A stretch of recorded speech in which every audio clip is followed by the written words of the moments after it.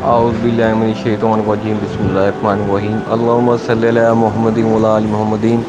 کما صلیت علی ابراہیم وعلی آل ابراہیم انک حمید مجید اللہم بارک علی محمد وعلی آل محمد کما بارکت علی ابراہیم وعلی آل ابراہیم انک حمید مجید۔ اللہ تعالیٰ قرآن پاک کی سورۃ نمبر 9 سورۃ توبہ کی آیات نمبر 123 میں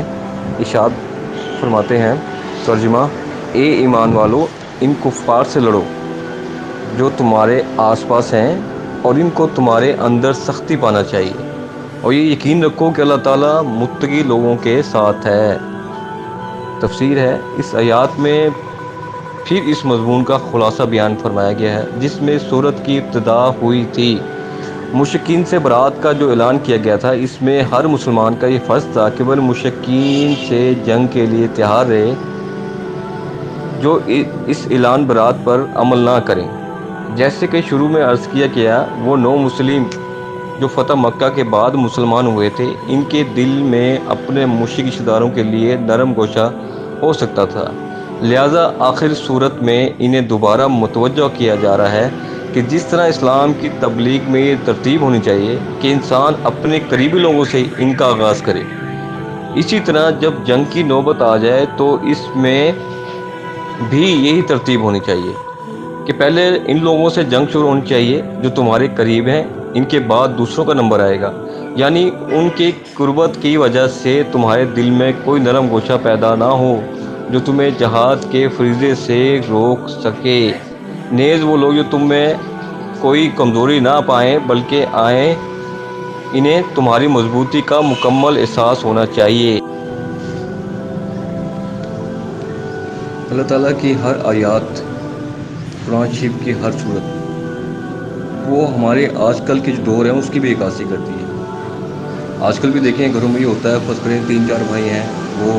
تھوڑے ماڈرن ذہن کے ہیں، کچھ نمازیں پڑھتے ہیں، کچھ بات نہیں مانتے۔ ان میں سے ایک بھائی فیملی میں ہے وہ کہیں الگ رہ رہا ہے، وہ اپنے بچوں کو دین کی طرف راغب کرتا ہے، دینی تعلیم دینا چاہتا ہے۔ تو جب وہ کوئی فیملی کا کوئی سیلیبریشن ہوتا ہے، وہ اس میں جاتا ہے، تو وہ دیکھتا ہے وہ گانے وغیرہ ہوتے ہیں، تو وہ اپنے بھائیوں کو تھوڑا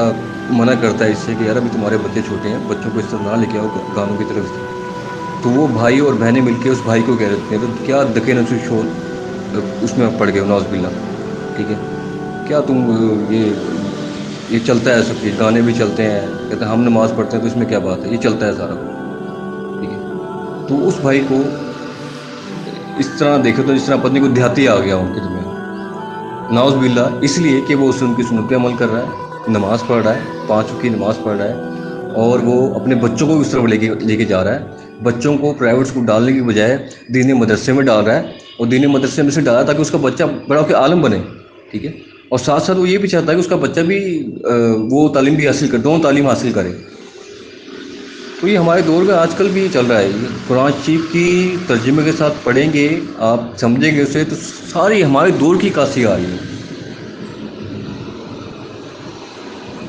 اور یا کوئی ایسا ہوتا ہے کہ وہ کوئی بھائی، کئی بھائی ایسے ہوتا ہے کہ کوئی بھائی دینی اس میں چلا گیا ہے،